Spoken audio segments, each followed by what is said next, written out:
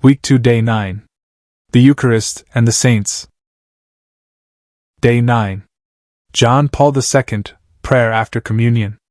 Set your minds on the things that are above, not on earthly things. Colossians 3 verse 2.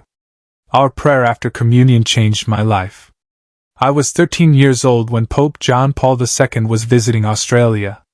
My father took me to an enormous outdoor Mass celebration.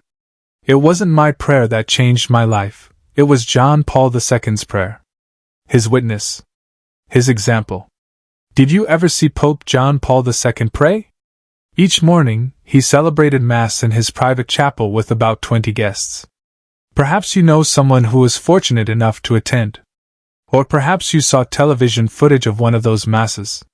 When this man knelt down to pray after communion, he would close his eyes and go to a place deep within himself. Once he was there, nothing and no one could distract him from communing with God. What does it mean to commune with God? To share your intimate thoughts and feelings.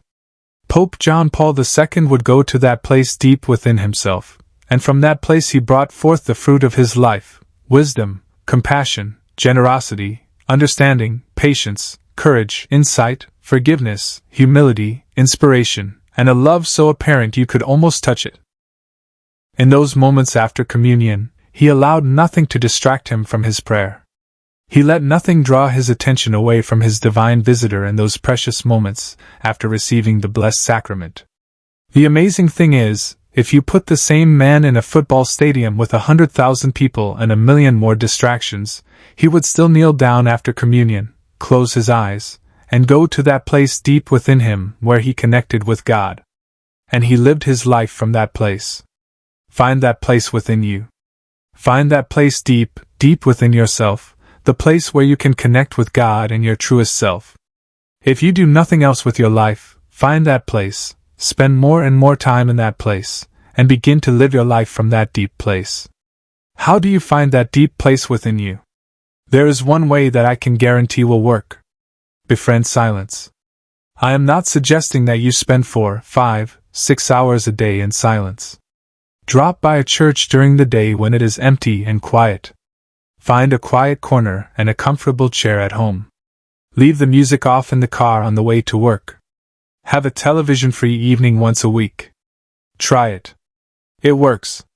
If you want to live from the deep place within you, visit the classroom of silence each day for a few minutes. Pope John Paul II wrote, "The Eucharist is the secret of my day. It gives strength and meaning to all my activities of service to the Church and to the whole world.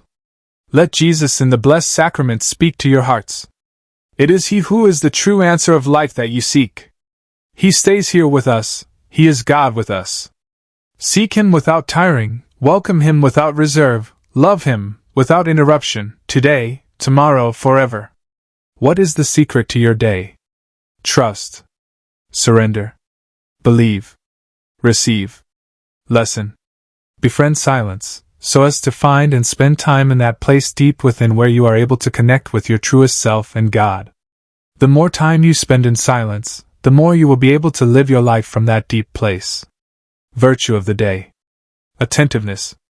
The virtue of attentiveness is a sign of care for others and care for the soul, which is an immeasurable gift from God. Attentive people notice things, inside themselves, in the situations and circumstances of daily life, and, in other people. They notice the person in the room who is suffering the most. Sustained attention in our work and with other people. Give the person in front of you in each moment your full attention. Spiritual communion. Jesus. I believe that you are truly present in the most holy sacrament of the Eucharist. Every day I long for more of you. I love you above all things, and I desire to receive you into my soul. Since I cannot receive you sacramentally at this moment, I invite you to come and dwell in my heart. May this spiritual communion increase my desire for the Eucharist. You are the healer of my soul.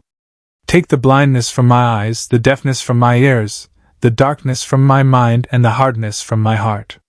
Fill me with the grace, wisdom, and courage to do your will in all things. My Lord and my God, draw me close to you, nearer than ever before. Amen.